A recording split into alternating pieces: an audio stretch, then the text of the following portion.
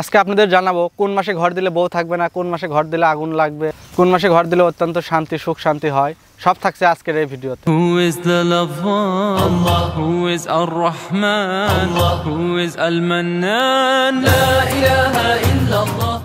আসসালামু আলাইকুম ভিউয়ার্স, কেমন আছেন সবাই? আশা করি সবাই ভালো আছেন।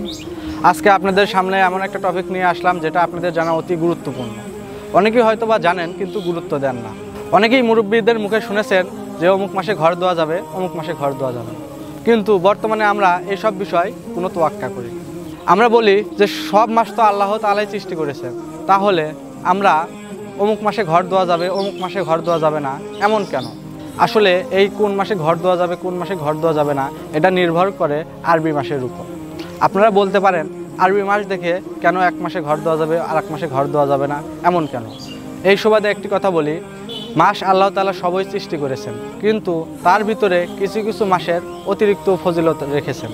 যেমন অন্যান্য মাসের তুলনায় মাহে রমজান মাসটি অনেক ফজিলতপূর্ণ ও গুরুত্বপূর্ণ। যেমন সপ্তাহে 60টি দিন, তার ভিতরে জুমার দিনটি অতি গুরুত্বপূর্ণ।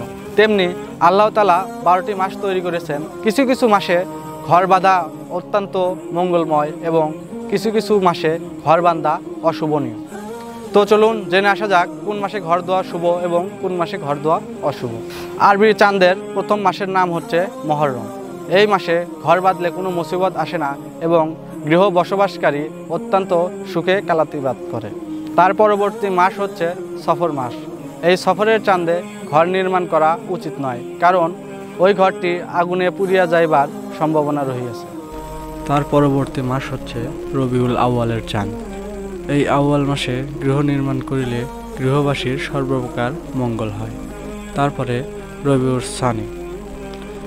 এই রবিউল সানির চাঁদে গৃহ নির্মাণ করা ভালো নয়, ইহাতে নানা প্রকার অমঙ্গলের আশঙ্কা আছে। তার পরবর্তী মাস হচ্ছে জমাদিউল আউয়াল। জমাদিউল আউয়াল মাসে ঘর বাঁধা অত্যন্ত শুভ হয় এবং গৃহে বসবাসকারী পরম সুখে থাকে। তারপরের মাস হচ্ছে জমাদিউল সানি। এই মাসে গৃহ নির্মাণ করা উচিত নয়, কারণ এই মাসে গৃহ নির্মাণ করলে নানা রকম অশান্তি ঘটে থাকে। এরপরের মাস হচ্ছে রজব মাস। রজবের চাঁদে গৃহ নির্মাণ করলে সর্বপ্রকার মঙ্গল ও উন্নতি সাধন হয়ে থাকে। তারপর শাবান মাস। শাবান মাসেও ঘর নির্মাণ করা অত্যন্ত শুভ ও মঙ্গলময় হয়। তারপরের মাস হচ্ছে রমজান। যদিও রমজান আমাদের জন্য খুব ফজিলতপূর্ণ মাস, কিন্তু এই মাসে ঘর নির্মাণ করা মঙ্গলজনক নয়। তার পরবর্তী মাস হচ্ছে শাওয়াল মাস।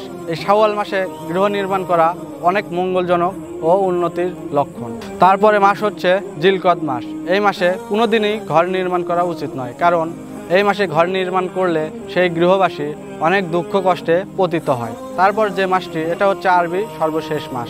এই মাসের নামটি হচ্ছে জিলহজ। এই জিলহজের চাঁদে এই মাসে গৃহ নির্মাণ করলে সর্বপ্রকার মঙ্গল হয়। তো আমরা জানতে পারলাম কোন মাসে ঘর দিলে কি হয়। আমরা যখনই ঘর নির্মাণ করব, অবশ্যই আরবি চাঁদের মাসকে ফলো করে ঘর করব, কারণ অশুভ মাসে ঘর করা কোনোভাবেই শুভ হয় না। ধন্যবাদ সবাইকে। সবাই ভালো থাকবেন, সুস্থ থাকবেন। আমরা মুসলমান যারা আছি 5 ওয়াক্ত নামাজ আদায় করবেন। ধন্যবাদ সবাইকে।